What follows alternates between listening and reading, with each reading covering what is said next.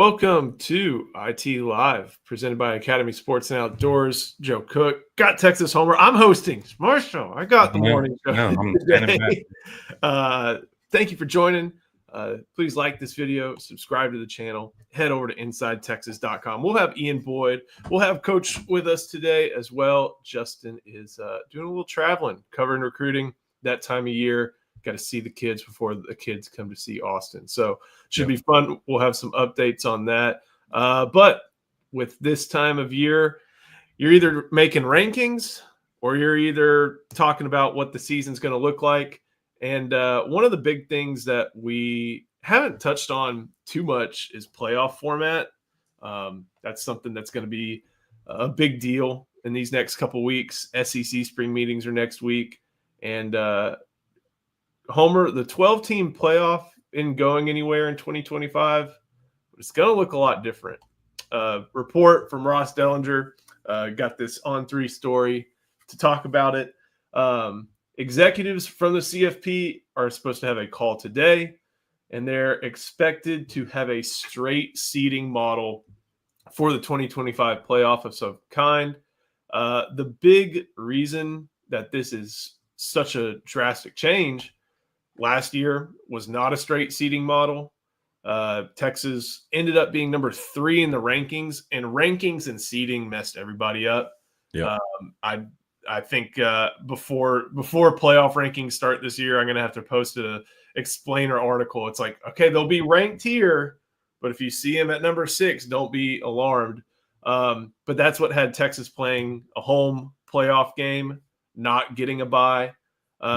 And what they're about to change it to is this is what it would have looked like last year if they had changed it to a straight seeding model. Texas would have ended up the 3 seed. They may have played Ohio State again, but it would have been Ohio State facing Arizona State in Columbus. Bunch of different matchups here, but straight seeding instead of the bye system. What are your thoughts on that? I love it. So basically, if you're conference championship, you don't get auto slotted in. So I like that. Arizona State's not a great example for us because we had a tough game with them. But them getting to jump, Boise State getting to jump, all that stuff didn't make sense. So to me, if you're – and I guess how it works too, if you end up being like number 16, is it going to – conference championship still intact though, right? Right now. They're a huge moneymaker for the leagues because it's an extra game. It's, right after the in that weird part of the holiday season. And they're usually 2 of the best teams. Texas and Georgia, you look at them right now, they were 2 and 3. Who did Oregon? Did Oregon play Penn State in that Big Ten championship? So, they're huge games. That's why conferences still do them. That's why they added them, I think, in the early 90s is when it happened. This will kind of remove it'll make it kind of like a regular season title in basketball and baseball. Like it's an accomplishment, but it doesn't do a whole lot for you. Well, what if you're like a bloody Big 12 champion, right? Like you actually have 3 losses. You're ranked 16th in the country. You're still going to get forced into the 12 spot. That's kind of what I'm thinking when I think conference championships. I don't know. Straight seeding, theoretically, you would have all your guys in, but it wouldn't matter. Like I said, if you're like a 4-loss champion somehow in a really weird league and you just don't get in, that would be kind of tricky. I don't see like the Big 12, ACC loving that model. So my thought would be if you're like 16, they're still going to force you at least to 12th, which is what I wanted last year. Right. And I think it's, you think about that 2013 Texas team that was 1 half away. I think they finished 8-5 or something like that. But if they had beaten Baylor, as we welcome on Coach Dub, if they had beaten Baylor in the blizzard that was Floyd Casey Stadium that day, they would have been in the championship. But that kind of stands out as like one of the only things off the top of my head that says like, no, they would not have been able to. That would have posed a problem for the committee, I guess to say. Charlie, we're talking a little bit about the new playoff format. It has him just frozen in awe. My opinion on this is like if you're going to do this, just go ahead and axe conference championship games. And I know the leagues may be a little bit hesitant to do that. But one of the things I think in the Dellinger report was that there'll be financial considerations. This would have kept Texas. So the picks were by of where you went in the playoff. Number 1 seed got preference. So Oregon was going to choose the Rose Bowl. Who is number 2? That would have been in the last year's. Okay, it would have been Georgia. They would have chosen. They chose the Sugar probably just to give their fans a little bit of a way to not always have to be in Mercedes-Benz. 3, Texas. What would their options have been? They would have been able to choose Fiesta or Peach. Ooh. Which would have been, a nice place to have gone. And then Penn State got picked with 4. But because Boise State had that 3rd pick, because Boise State had that 3rd pick, they were able to choose Fiesta close to them, where the orange pants go back to the scene of the crime. Charlie, I guess thinking about this from a G5 perspective of sorts, Boise State's a little bit of an outlier because they did earn their way into the top 10. This is based off the rankings last year. I don't exactly know, based off a quick read, if there's still going to be a group of 5 slot reserved. But I still think that it's worth having 1 spot in there.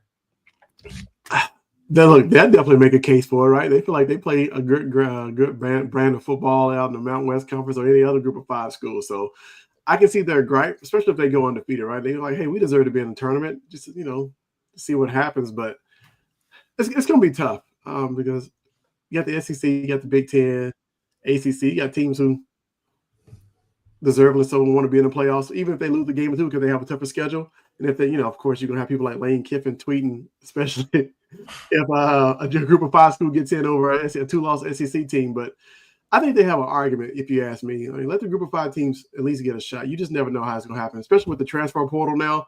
A lot of those guys are coming from these Power 4 schools, transferring down so they can get more playing time. They're just as good, maybe not in the trenches, but I don't know. Give them a shot. We see it every year in basketball. I know it's a little bit different because 5-on-5, versus the football team, but I like seeing a group of 5 Cinderella story make it to the playoffs. Man, I think it's an awesome opportunity for them.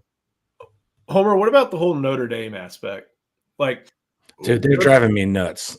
like that. That's so strange that we have to account for this. Random. Not random. It's an incredible brand. That's why we're even doing this. But it's silly. There should be some type of way where you have to be qualified as in the ACC. Y'all can work out some type of deal you want where you're not technically in the ACC. But when it comes to seeding, that's what we need. But I think with a straight seed system, it works for me because you're not really factoring in the conference or the independent. So if you're top 12, you're in Notre Dame. If you're not, one of the things with Notre Dame is you could argue that they're not going to be in it every year. That's a little bit harder to see with what Marcus Freeman's doing. I think he's running a great program up there.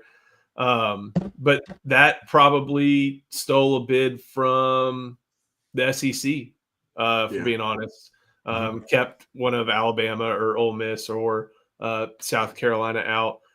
It's hard to say that there'll be just – it's just weird to think that Notre Dame's going to be in it every year. But it's also weird not to think that now that they're looking at it, How many times have they not been top 12? I know you don't know this off the top of your head, but to me, it feels like every year they're at least top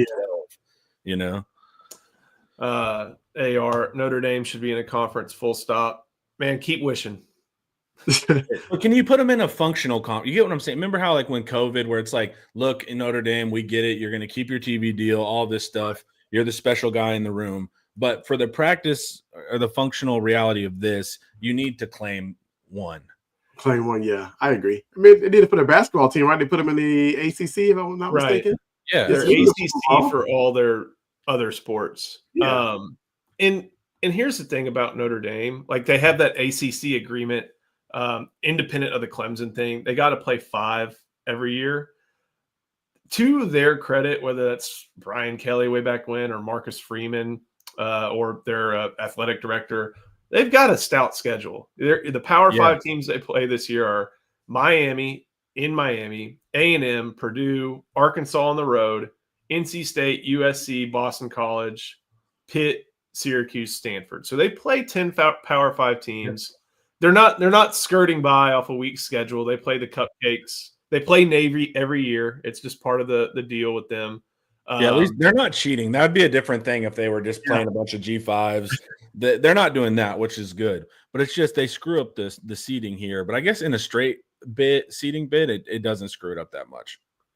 Ian, we're talking about there being a report out that they're going to skip the slotting conference champions into the top 4, do a straight seeding system for the 2025 playoff. This is what the 2024 playoff would have looked like had they done the straight seeding.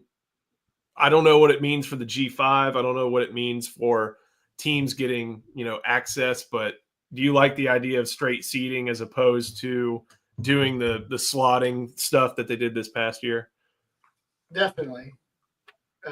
They got really bad results with the way it was in terms of Oregon had an undefeated season and got the national champions in their first playoff game.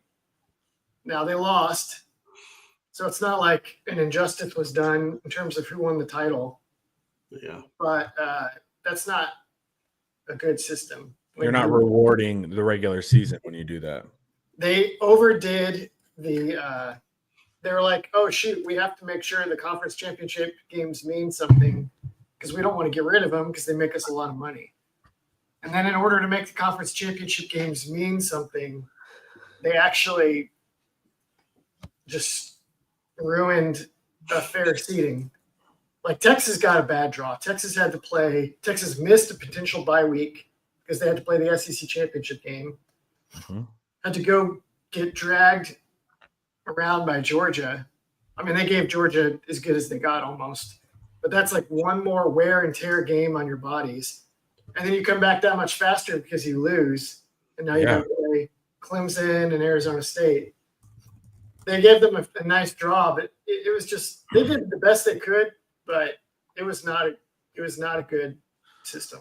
That's why I don't like the conferences, Joe, because the conference game, because if you lose, like Ian said, you've lost a bye, and then you're going right to the first round. So you basically get punished more than everyone else if you're the number 2 person in your league. Meanwhile, the other schools that didn't even have to play in it got to rest. So they need to figure that out too. And luckily they didn't penalize really the loser of the conference games, which I don't think you should be able to do because you're playing an extra game that the other teams didn't play. But that was the frustrating part is your life becomes a lot harder by making the conference championship game and not winning.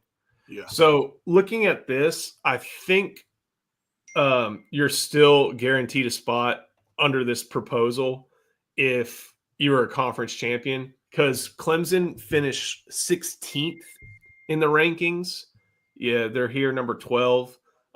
Alabama finished 11th in the rankings, but you have to have the 2 spaces for conference champions.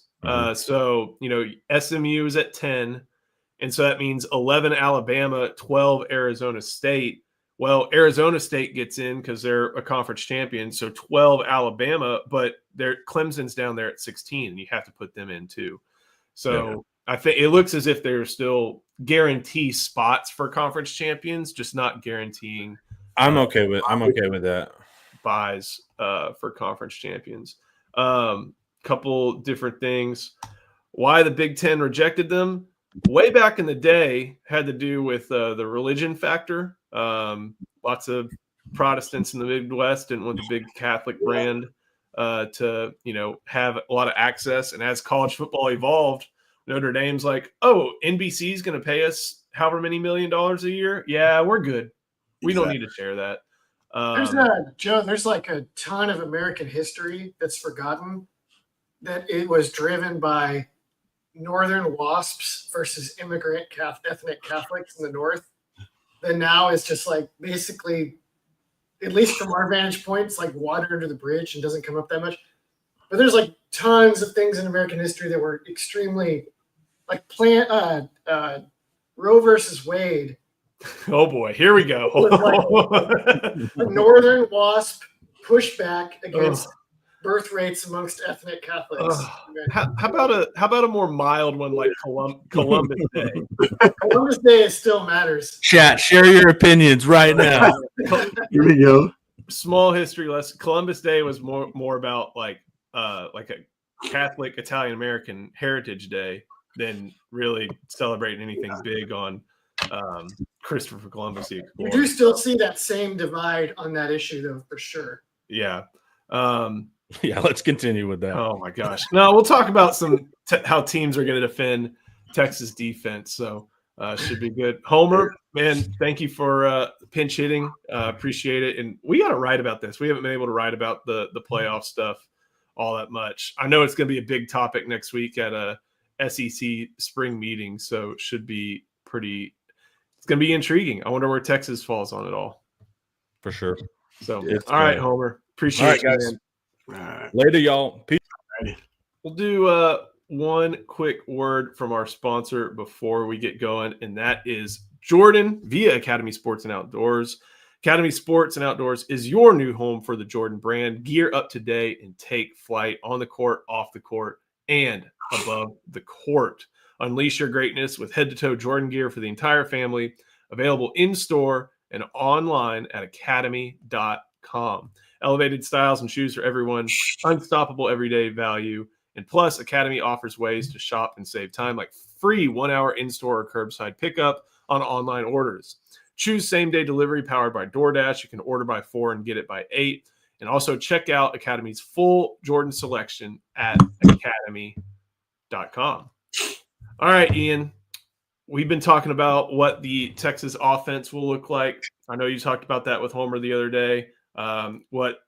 Putting a lot of the offense through the trio of Arch Manning, DJ Campbell, and Ryan Wingo makes a lot of sense, but we got to figure out how teams are going to try to stop them. And that's where you come in today with this article. You like that picture I found of Sark holding up like a stop? Perfect choice. What you get into is that there's some structural things, but there's an X's and O's factor, but there's also a Jimmy and Joe's factor too. Yeah. Always. So lot of what were teams mostly trying to do? Let's say because there was a lot of pretty similar styles in the SEC last year as far as defense goes. You may have gotten some odd front teams, but they weren't running, the flyover. But what were some of the things that teams tried last year to do?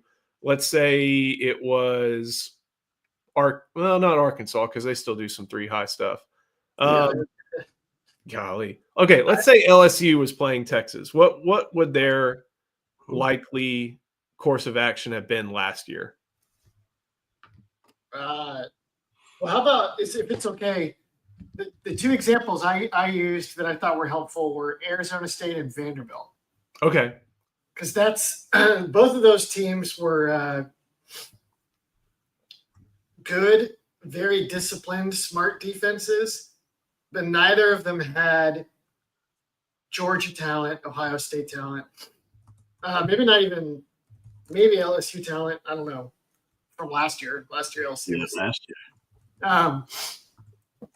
And so that's kind of the thing you worry about is if we play like a smart, disciplined defense that doesn't have elite talent but knows how to play us. Yeah. What's going to happen? Are we in trouble?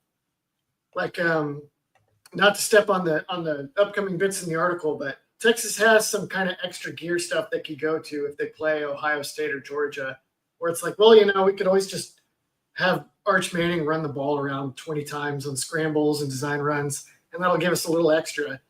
But when you don't want to do that because you're playing Vanderbilt or you're playing a team like that, the thing that that level of team was doing last year that gave Texas a lot of trouble was they were playing similar cover 3 match zone as Texas used. Yeah. And what teams were finding was that if you played your 3 deep defenders, usually a safety and 2 corners, usually, if you played them back in zone, you could read Texas's favorite route patterns, trade routes off, and get away with it because all of yours deep throws would carry in the air. And sometimes you just missed people, and sometimes you threw a reasonable ball, but it just was in the air for too long. And so those 3 guys would see it and converge. I have the example against Arizona State, just a little bit below, where the corner runs under a post and picks it off. And then it looks like it's the safety that just murders Bond. Isaiah Bond. Yeah.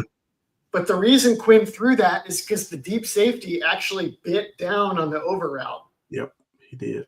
And they didn't have a post safety, but the opposite field corner got all the way over and killed him. And then my favorite throw of the year that Quinn made against Clemson the week before, Clemson did something similar, and you were pump faked and then barely fit the ball in.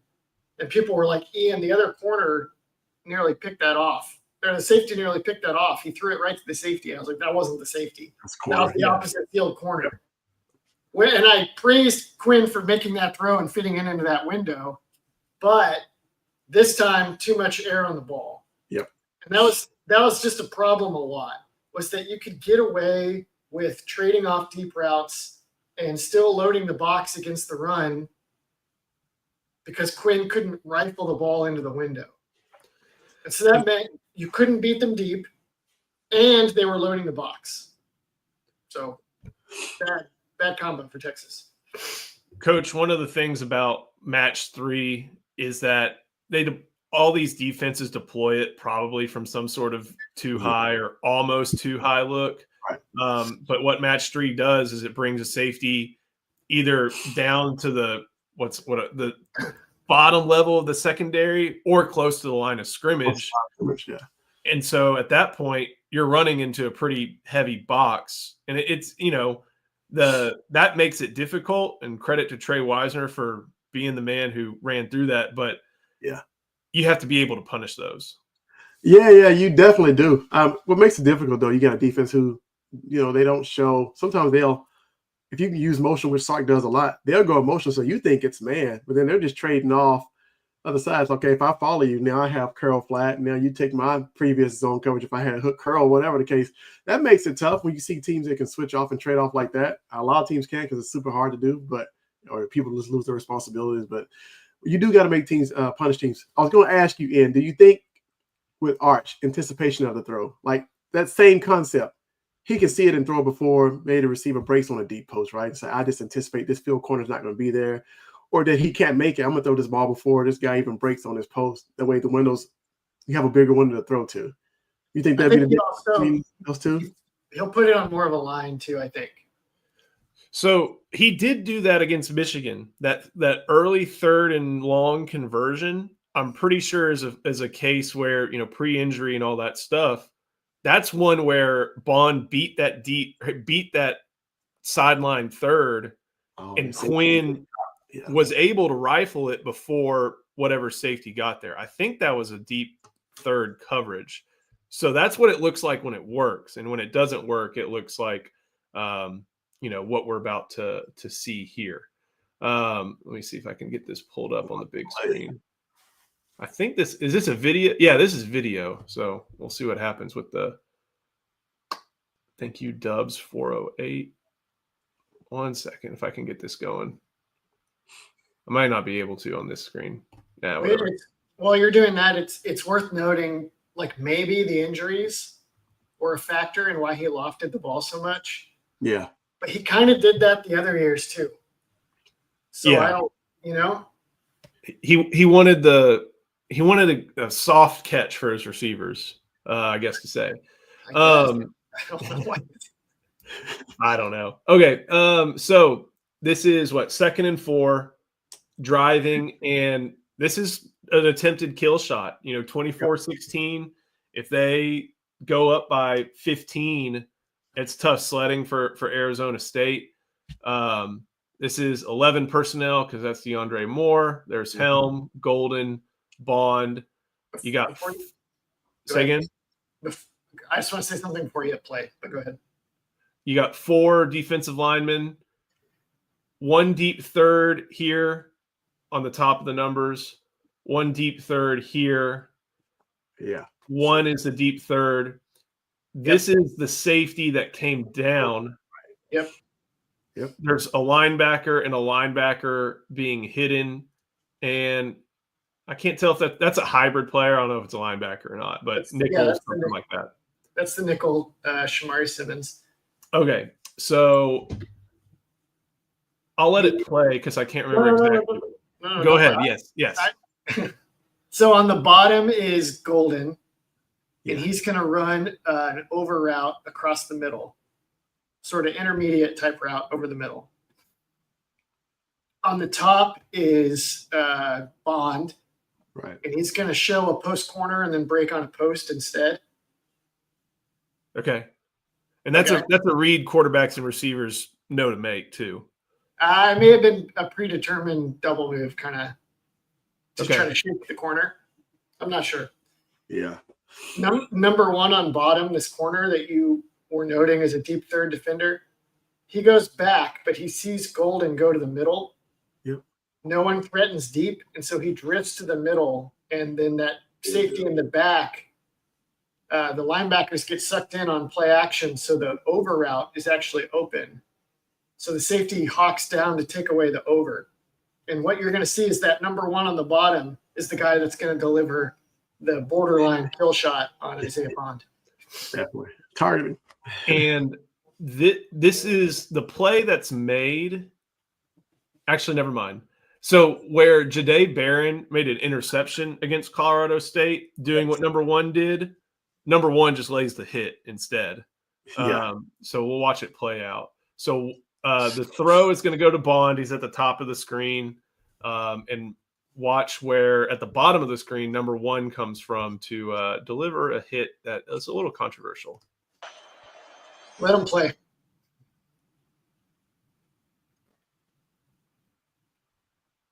So, and I can probably, here we go. So good pocket. And let me see if I can pause it at the right time. Okay. There's Golden.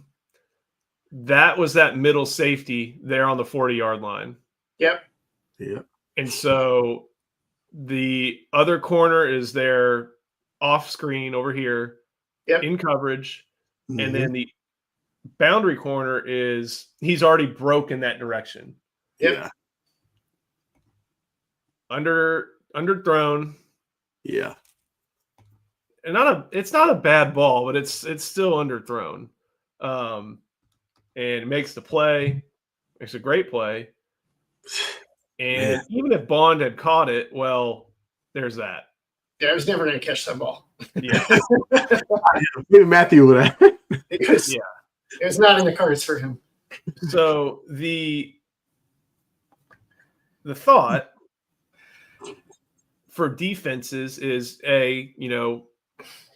for any defense in college, you're not banking on a lot of quarterbacks, Charlie, to be able to make that type of throw. No. And also, if they try it, it's going to look like that. Yeah, that's the goal. And I feel like, well, they probably wasn't reading the quarterback's eyes because they bit on the fakes as deep safety did. But Quinn kind of stared him down, a tad bit. He kind of knew where he was going with the football. You can tell from the very beginning what he wanted to do. So I don't think the DBs are reading eyes, but most deep safeties are taught to read the quarterback's eyes. I don't know why that middle safety bit on the over route in the first place, but a lot of players seem to do so. But I don't know. It's just a heck of a play, man. If you beat me with that throw, then congratulations, right? More power to you. I'll give it up to you. I'll give you a hand clap, good play, good scheme, whatever you want to say. But most quarterbacks cannot make that throw. That's a long ball. That ball has to float in the air, especially if you don't really anticipate it.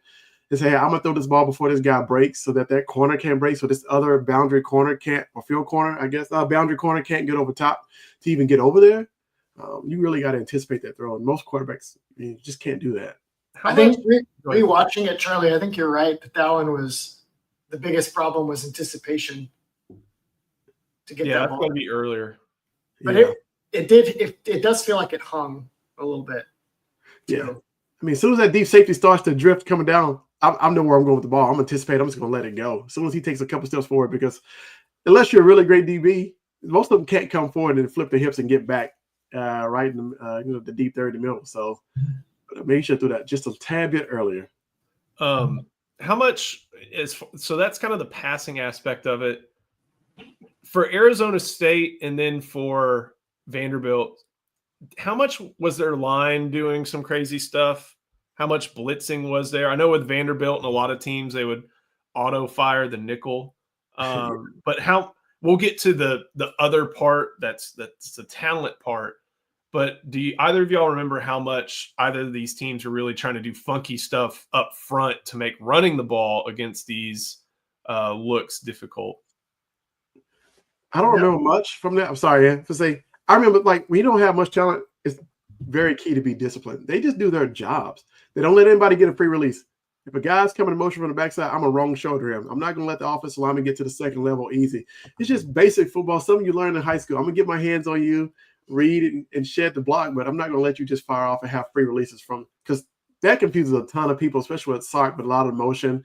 And you see, when DeAndre Moore came in motion, then the tight end came in motion too. Most guys would just, let it flow, and those guys have a free release. But we played Vanderbilt and Arizona State. Even Georgia, they did a great job of really just playing key discipline football. No free releases. If a guy goes away, I'm going to squeeze down, and then I'm going to wrong shoulder the other guy coming my way. So I feel like that's what teams did. It's almost like the Bill Belichick defense, right? Just do your job. There's basic discipline stuff that you learn early in high school.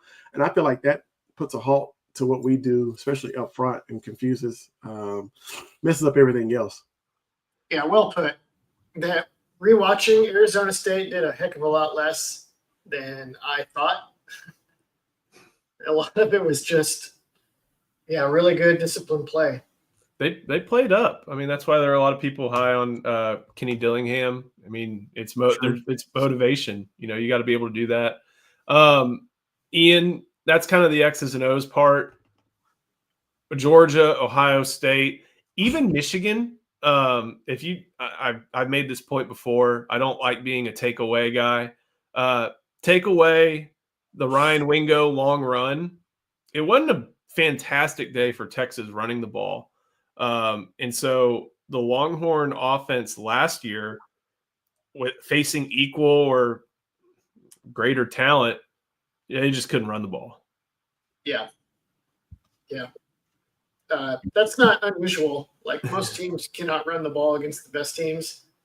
Yeah. But if you're not also hitting shots, this doesn't leave a lot of meat left on the bone. Yes. So that's why you'd see Jalen Walker and Malachi Starks just clamping down on the checkdowns really fast. You're like, my guy's got the deep ball if they need it. Like, I will leave that one-on-one. And so that's why, Wisner would catch a check down and be tackled really quick. And you mentioned that you don't think this didn't work well against Manning in the snaps he got. It doesn't strike you as a great method for the 2025. Help me explain what you mean on this aspect of it. So this strategy that I just explained that worked really well against Texas last year, I don't think is going to work as well this year, because I think Manning is just faster and more aggressive throwing down the field. Yeah. And you're going to get burned too badly trying to play the same style. His play action, like I did his play action numbers last week, right? And it was it 14.3 yards per attempt on true play action? There's 14.3 or 13.4. And either way, that's hurtful. That's very hurtful. So I don't think, and then he didn't play Georgia, or he played Georgia for like 10 snaps or whatever. Yeah.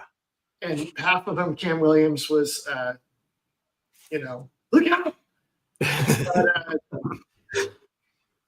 I think that we'll see that carry over, especially with another offseason with all his primary receivers, his QB1 and all the reps. I think teams will have to try something different next year. One of the things, that you mentioned, speaking of trying something different, is too high coverages. And like I mentioned, a lot of teams are in these too high shells where it looks like too high. Texas did this a good amount. You don't know which deep safety is going to be switching to the middle third, which one's going to be, moving to a, what's it called? Buzz. Is that what it's called? When the safety kind of moves into takes a step or plays flat-footed, something like that. But coach, the thing is, if you're going to see too high safeties, you got to be able to move the football on the ground.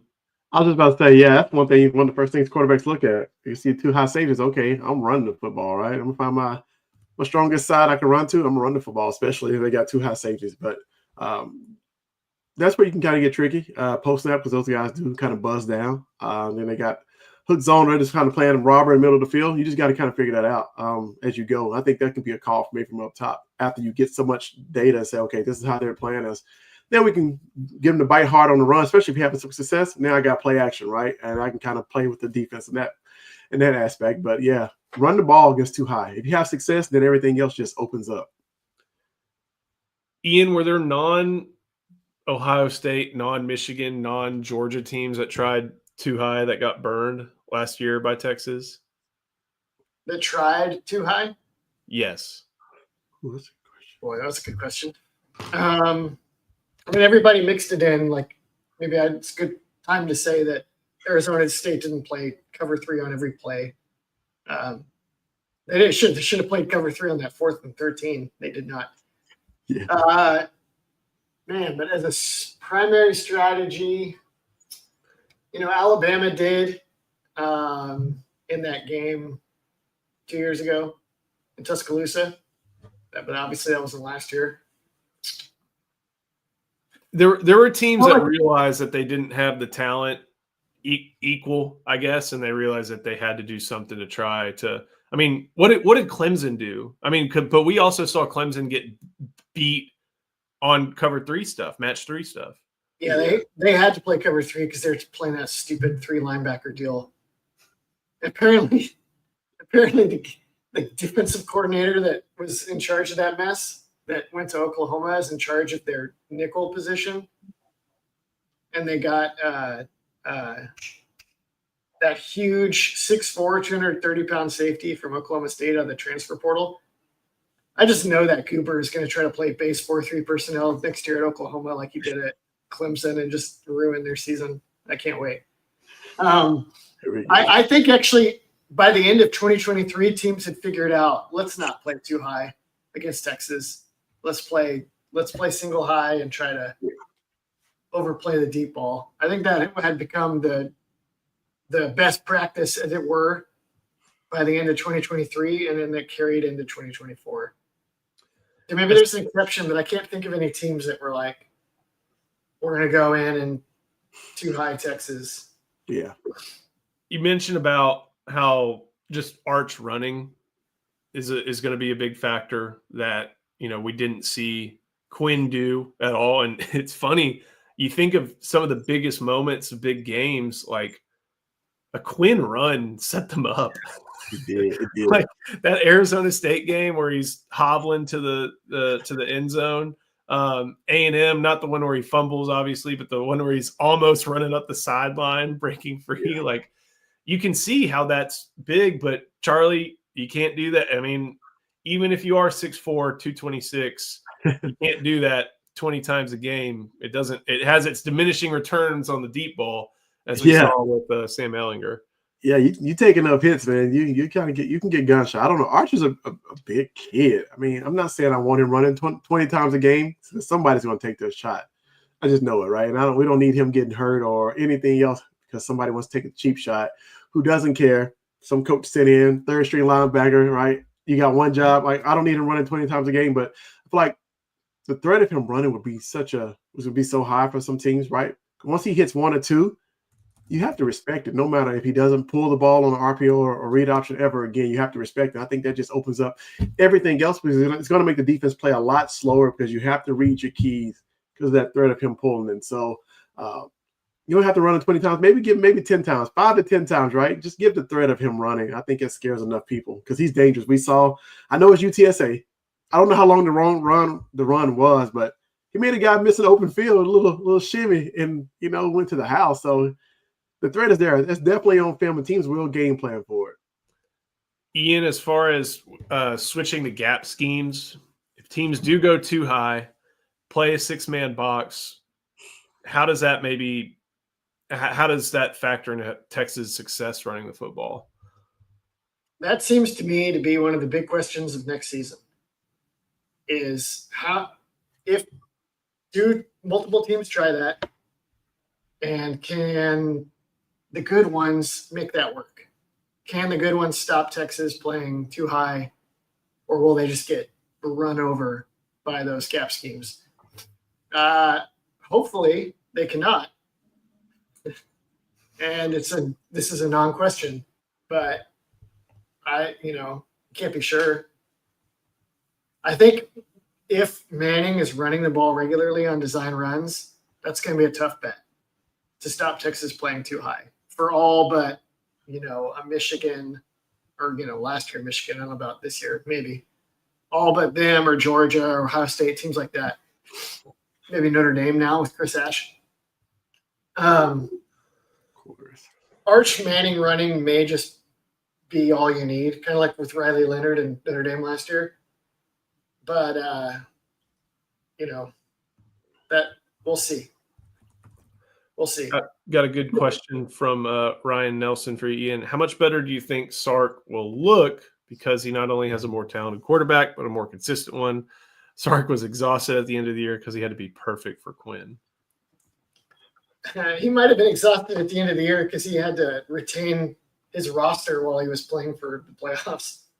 It might have been a little more of a drain than game planning. But I think he will look a lot better because do y'all remember, this is so frustrating to look back on now. In 2021, Sark was setting up shots all the time. Yeah. And Casey was hitting like less of them than we wanted.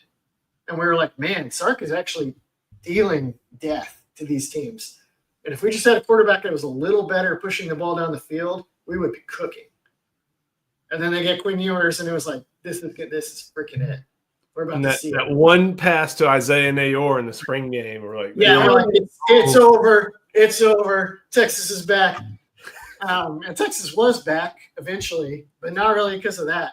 And Casey, ironically, was actually much better at hitting deep shots than Quinn Ewers, one of the greatest upsets of our time. So, yeah, I think this offense has it could be hard to overstate how big a difference that could be when what Sark does best is more feasible. We may even be undervaluing the ramifications and the downstream effects that could be a result of having a guy that can fit those post routes in when they're there. Oh, it's going to look different, but we'll track it. Before we keep going, got to show some love to our other sponsor, that is Andre the Lawyer. This video is brought to you by Andre the Lawyer. If you're injured, trust the team that secured millions for their clients and helped thousands of Texans with their injury case. Car wrecks, slip and falls, 18-wheeler accidents, on-the-job injuries, and wrongful deaths. Don't let insurance tell you what your claim is worth. Hire Andre the Lawyer to fight for you. Principal office is in Dallas, but they serve Texans throughout the state. So don't wait and call Andre the Lawyer today at 214-444-8808. That's 214-444-8808. The contact information is in the description. All right. Ian, do you want the floor on SP Plus and why it's a good or bad thing? I think SP Plus is really solid. It coincides with some of the Vegas stuff, as I understand it.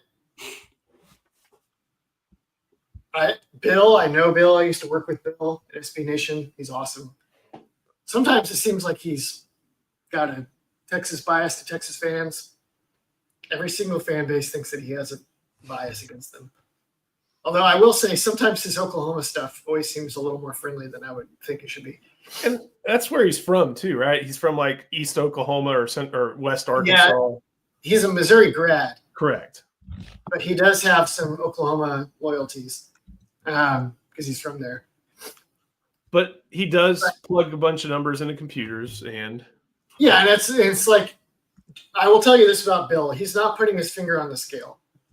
He'll have S&P spits out stuff all the time, and he's like, I don't know about that, but here's what SP Plus said. All that said, here's the trick he's had with SP Plus. The transfer portal has been an extremely confounding variable for him. So like last year, he had Florida State ranked what preseason in SP Plus? Top 15. Top 15, right? And they were probably shouldn't have been as bad as they were, but they were definitely not a top 15 roster. Like that was clear. He had Michigan up way high. It's always the model has always had problems with coaching staff changes because it doesn't account for it. Because it doesn't have a directly, yeah, like players leaving for sure, but like Kalen DeBoer coming in for Nick Saban, it can't factor that. That one is maybe as big as the transfer portal for a confounding variable, because he'll give you like a running. If your team is consistently good over multiple years, that'll weigh in your favor in the formula. Correct. So like Texas was hurt in SP Plus for a couple years with Sark because they hadn't done it. Still is. Because 2021 is still in there. Jeez. He does the last 4 seasons. So that's why Michigan was up there. That's why Florida State was probably up there last year. And then let me put it on the screen. I'll get the rankings up. That's why Texas is number 5 in SP Plus this year. I can make it one thing bigger. We don't need the top 11. We can just go. At least a part of it.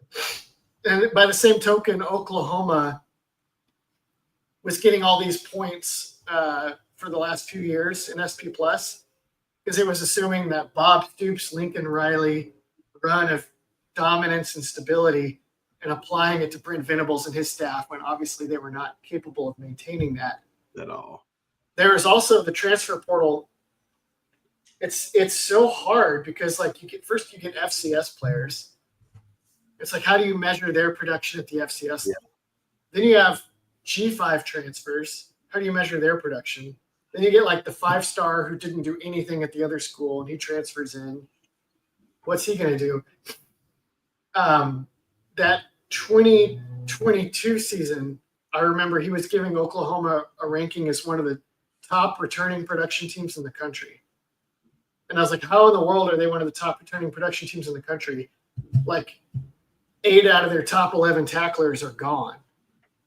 And the reason they were getting all that credit was because they had all these transfers coming in who had been productive at the G5 level.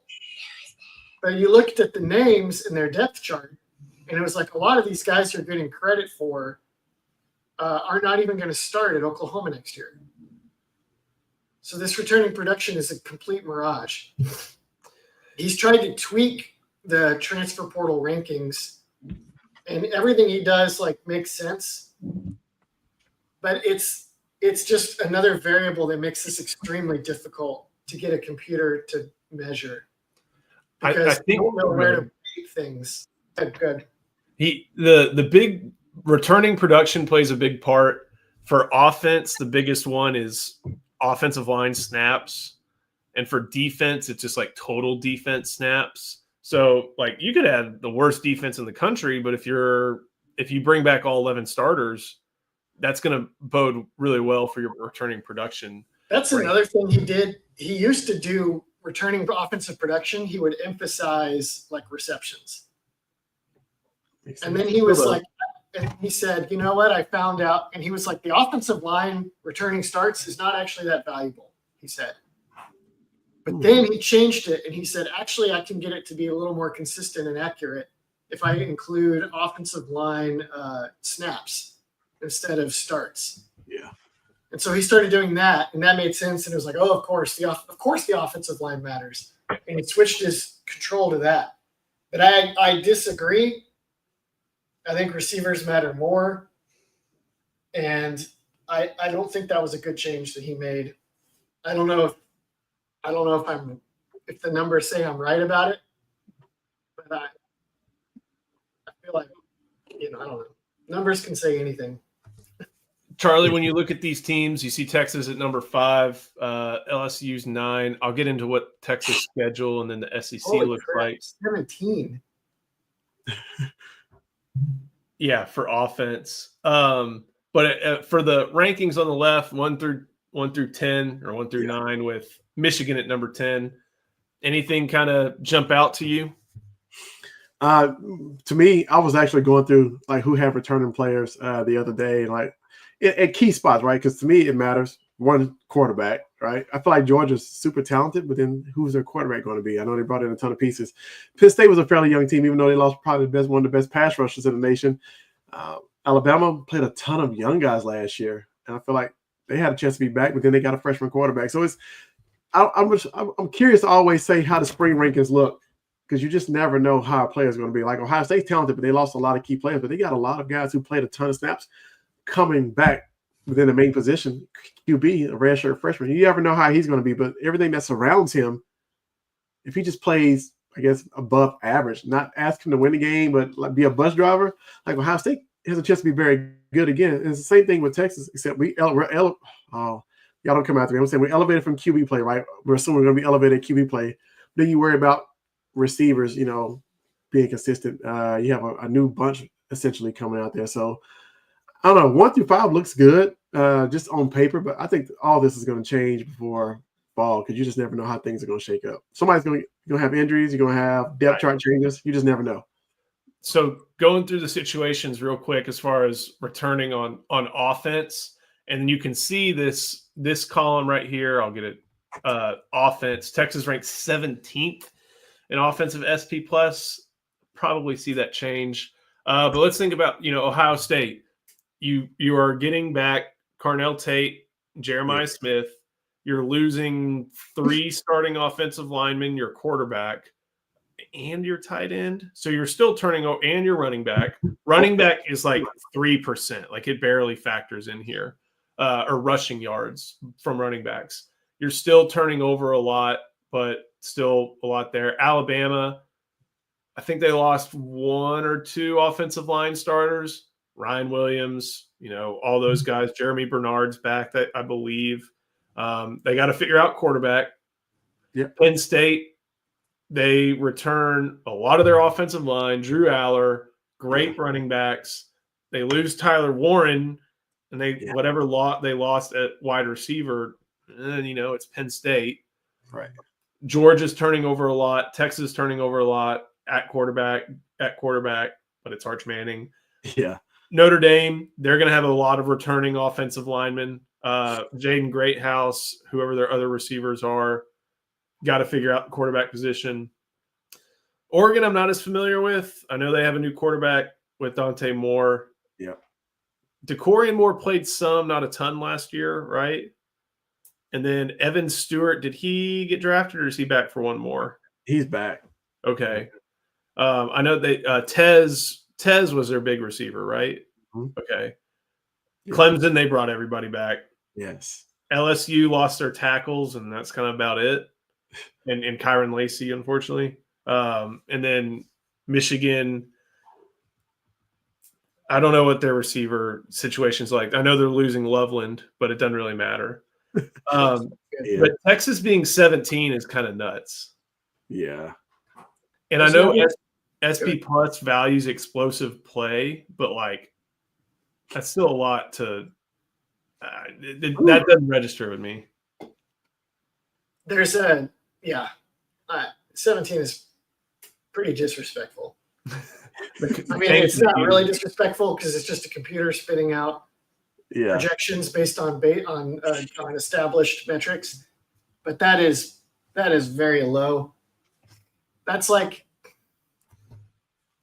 another one of those you can tell Texas is not getting the Sark weight applied yet fully. Yeah.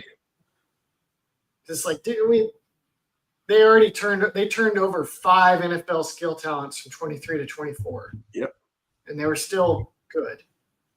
So they might have been like 17th last year. That may have been part of it. So let's see. 17 in overall SP plus is South Carolina, and they're 24 Oh. in offense. That seems fine. Yeah. What about on the defense? Number 1, Ohio State. Number 2. Does that mean Charlie? I think we need to bet the under for the Columbus game, right? Yeah, definitely, man. It's like, I mean, both defenses return a lot of players. I think Ohio State gets better at corner than they actually do. And at safety, honestly, because they still got Caleb Downs and other pieces. So I know they lost some, they lost their guys up front, but then they got a list. They got a load that's coming behind them that played a ton and got sacks last year, had a lot of production. But then you look at Texas, okay, you lose Janae Barron, right? And Barron Sorrell was great. You lose the guys up in the front and the middle, but I feel like Texas has replaced them, especially because you got the X factor in Colin Simmons, who's going to take over and start now and play all the snaps, right? You got Ethan Bergen, who's still is steady, consistent. You still got Trey Moore. So Anthony Hill, his 3rd year, right? Like you got Leon Lafayette. Like you have so much on the Texas defense coming back. And plus, you got the quarterback and safety at Michael Tapp. I think we're going to be. I think that's a true ranking. I think Texas is going to be even. I say even better, but maybe up to par, the same as last year. The one thing is you got to make sure Jalen Gilbo is up to the task. We'll see. I mean, you can have confidence, but we got to see what that looks like at boundary corner. And then that all these defensive tackles are good. You'd think they are. You got to see it, but they're good. You got to figure that out. Whew. And then we get to special teams. There are 136 teams in FBS. And the only team that enters the 2025 season, unless he does another update with a worse special teams ranking, is Arizona State. And yeah. They were bad. They were bad. Hey, Silas Bold returned a punt against them. Like, we saw it with our own eyes. I know that one of the things that is tough to remember about special teams is that, especially with SP Plus, is that like it's kind of this whole system tries to be score ignorant. Like one of the things that Bill plugs in is not the final score. He'll look at all the plays, and SP Plus will that's why you'll see teams lose in some of these and still rise in SP Plus on occasion, just because the final score isn't an influence. That means that yards, field position, the data points are what matters. And in years past, when you had Ryan Sanborn or when you had good Burt Auburn, you wouldn't lose. You would get that hidden yardage, like that cliche term. You would get that hidden yardage. The 40-yard punt with a 35 net, okay, but a 50-yard punt with a 0 or a 50 net or something like that. Like just all these opportunities to where Texas wasn't always big in the return game, wasn't really flipping the field like they were when punting in years prior. And then also just the field position aspect of missing field goals messes you up too. So it's not because necessarily, in my opinion, because Burt was missing field goals. It's just that you get thrown behind the 8 ball field position wise because you're not doing you don't gain any yardage on 4th down if you miss a field goal. Here's my big question here is he calculating how is he calculating the additions of Baumeister and the Shipley, my Liberty Hill neighbor, Shipley? I don't know. Because I don't think you can rank 135th if you're – and now I'm trying to remember. I feel like he might have dinged production points from players that go G5 up and transfer. I think he does it for sure for the FCS up transfers. Like those are not weighted as heavily as someone like Murad Watson coming in, from I don't know, they didn't take a G5. Oh well, yeah, Shipley G5 transfer. I think that is a mistake for one, because some of those FCS dudes are legit and some of them are not, and that's just, you can't just guess. You can't just average it out, because there's the variance is too much to get nerdy. You know what I mean? Right. Like if the transfer quarterback or receiver from the FCS is Carson Wentz, it's gonna really F up your model. Jared Verse. Yeah. And then if it's not, it's not, right? Yeah. And your average is not going to work, because the individual teams that get impacted are gonna you see what I'm saying? Right. I'm not articulate when I'm talking about statistics. I don't understand how, unless you're like dinging, if you're like, well, we're only going to give Baumeister and Shipley 2/3 or 75% of their production because they're coming from G5, then you could get something like this. Right. Well, Baumeister's power, he was Utah. Yep. That's true. So are they even, maybe he didn't count them because they weren't on the roster yet. Were they on the roster this spring? I think he factored for the additions. I don't understand how you get 135th then. It just doesn't make a lick of sense to me. I think by about week 3 is usually when projections get phased out. So I'm curious how big the jumps are over the course of the early part of the season. This feels like a typo, or like somebody didn't carry a 1 or something. You know what I mean? Like that makes 0 sense. What were they last year? To finish? Yeah, in special teams. Something like this, like 120s. Whew. Yeah. That feels, that feels still a little harsh, but not like shocking.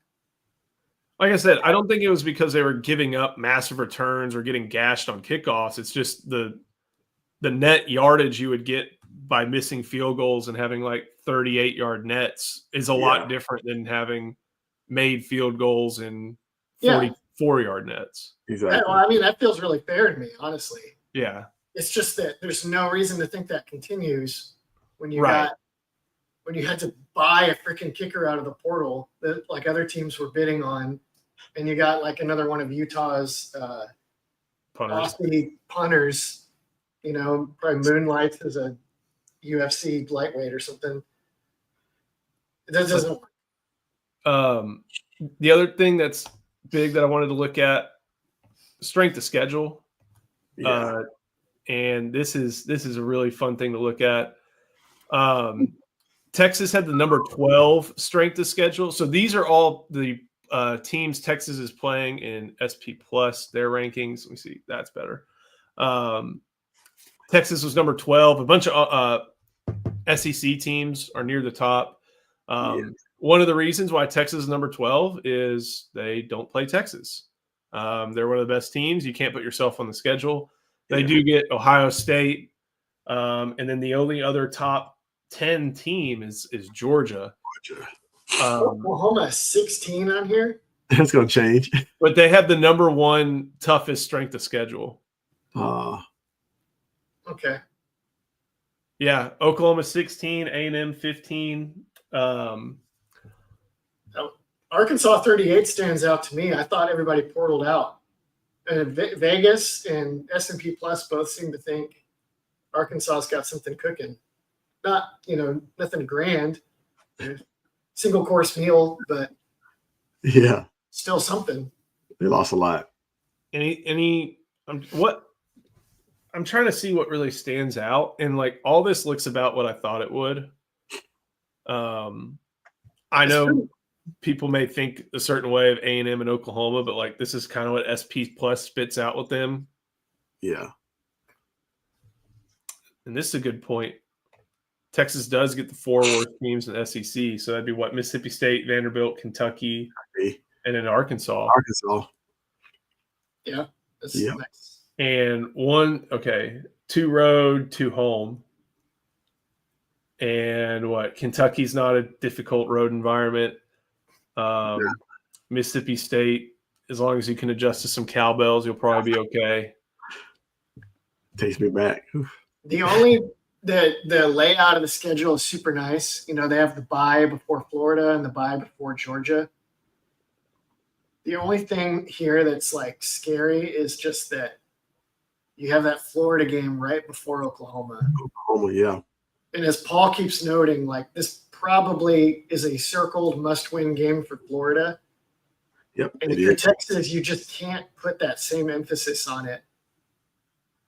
And that's a tough draw. That is a tough draw. And playing in the swamp on top of that. Yeah. God. One of the other thing is, I forgot to note this with home or away. Florida on the road, Oklahoma and Dallas, Kentucky on the road, Mississippi State on the road. That's the entire month of October that they are not going to be in Austin playing football games, which is no small thing in the SEC. And then, you know, you only get a week off for after Vanderbilt, and then you go right back on the road to Georgia. So it's going to be a difficult look. Let me see. I got a few more numbers, I think. Oh yeah, strength of schedule top 15. Here we go. Here's the top 10. Brutal. SEC. Yeah, it's a tough one for a few different schools, but a lot of SEC flavor in this one. A&M being that high I didn't realize that they'd got such a tough draw. At Notre Dame. Okay, that hurts. Yeah. I think they may have. I think that Arkansas game's finally done being a neutral site. At LSU. Yeah. Sure. Florida home. No. Yes, Florida at home. Florida, sheesh. And then where else did they go? Austin. Yeah, so they go to South Carolina, right, this year, right? Oh, well. They play South Carolina. I don't know where they go for that. They come to Austin, obviously. Right. That's going to be Tough. That's going to be tough. That's probably – is that Friday now? Yes, Black Friday. It's going to be Friday night, probably? Yes, 6:30. Yeah. DKR has become – is that the toughest – is that the biggest home game on the schedule for Texas? Because they go to Georgia, and they go to Florida, and they go to Ohio State. Yeah, it has to be. That's going to be the game for DKR next year. It is a mediocre home slate for season ticket holders this year. And there could be SEC or playoff stakes on the line.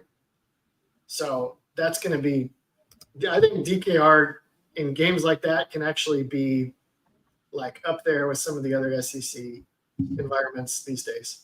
Joe, you would know better than me. You've been around more, but yeah, it's a lot better. It's so much better than it used to be. The only non-SEC team in here is Wisconsin, and they go to Alabama. And then I know that the rest of their Big Ten, they probably hit the big boys in the Big Ten. Michigan, Ohio State, maybe Oregon, maybe USC. So it's going to be tough for Luke Fickell. And then let me go to 11 through 15 real quick. Bama, Texas, Georgia, Syracuse, and Auburn. What's their schedule? For Auburn, that's not a bad schedule. No, it's not. Like, Usually look at how many SEC teams are above them, you know? Yeah. So it's life's tough in the SEC, man. It's always a good one. So I think that's about it. Ian, I think Charlie got frozen up. Ian, what you got on the deep dive later this afternoon? We answered a few different questions for the deep dive. We're going to get a little bit into the defensive thing we talked about just now. What Texas is faced. We're going to get into a bunch of questions. I'm drawing a blank on. We had a lot of good questions and a lot of good it kind of went long. Here, I can see a few. No, I think I got rid of them after I recorded. So It's a good one. Take my Yeah. word for it. I don't remember everything that's on it, but it's going to be a good one.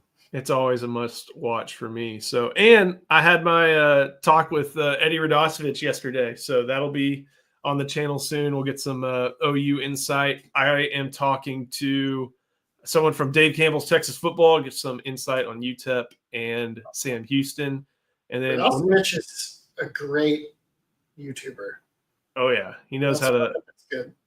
He's a morning host up there, and then got a special surprise when we're doing the San Jose look. So make sure y'all check that out. I know San Jose State football doesn't drive interest in Texas, but going to be a really good guest to talk about that. So, Ian, thank you. Charlie, thank you. Homer, thank you for pitch hitting. Make sure you like this video. Make sure you subscribe to the channel. Head to Inside Texas, and hey, in about an hour, come right back to this channel.